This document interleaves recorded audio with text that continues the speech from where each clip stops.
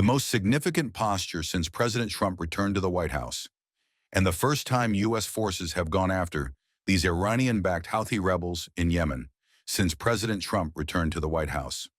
Officials say F-18 Super Hornets took off from the flight deck of the USS Harry Street.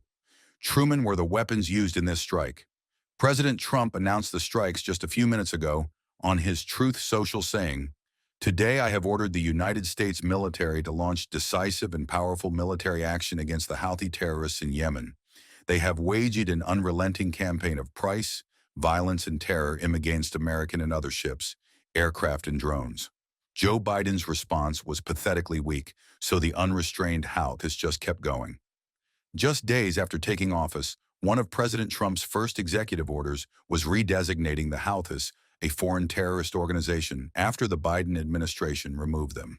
The State Department marked Houthi leaders ripe for assassination. The targets in today's strikes include air defense systems and missile and drone factories, and include a strike against one of the Houthis' top missile officers. The Houthis are backed by Iran. Many consider them modern-day pirates. They have launched over 100 attacks against commercial shipping in recent years. Anti-ship ballistic missiles were launched against American warships. All were shot down. And just a few days ago, their leader said attacks would resume against shipping in the Red Sea, including Israeli ships. General Kurilla has been itching to destroy Iran's proxy force in Yemen. The Super Hornets, as you can see there. Last month, they launched missiles at an F-16 overhead, as well as an American Reaper drone. And it's not just in Yemen where U.S. forces have been engaged. Last night, President Trump announced the #2 leader in ISIS had been killed in an American drone strike. We have some video, as you can see there. And these airstrikes against the Houthi rebels were meant to send a message to Tehran as well, to stop their support for the Houthi rebels. I'll also read a little more from President Trump's lengthy statement on Truth Social. He had a message to the Houthis.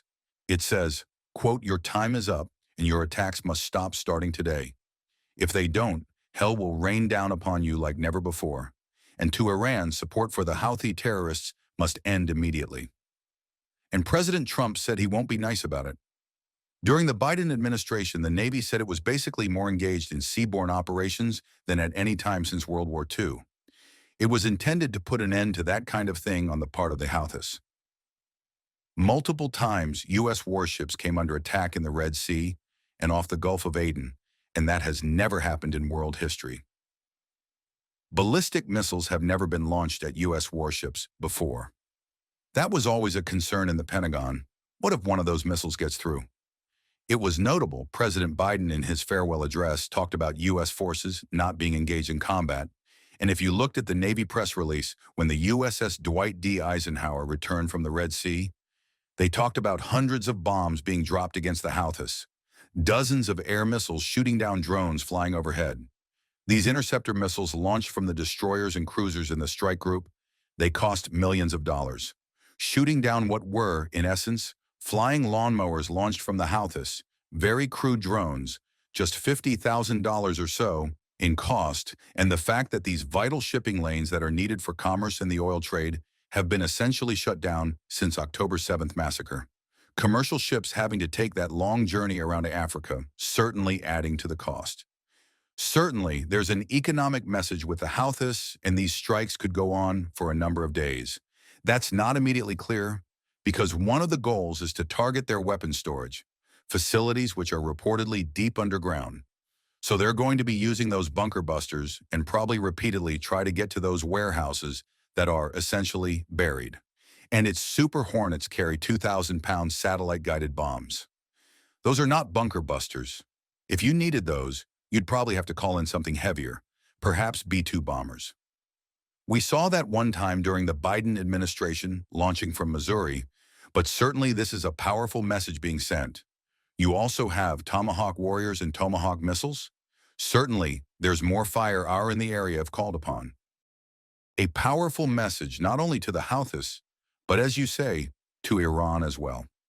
There's no question, President Trump recently sent a letter to the Ayatollah saying Iran needs to end its nuclear enrichment program, stop this path towards the nuclear bomb. The Israelis have been itching to strike the Iranians.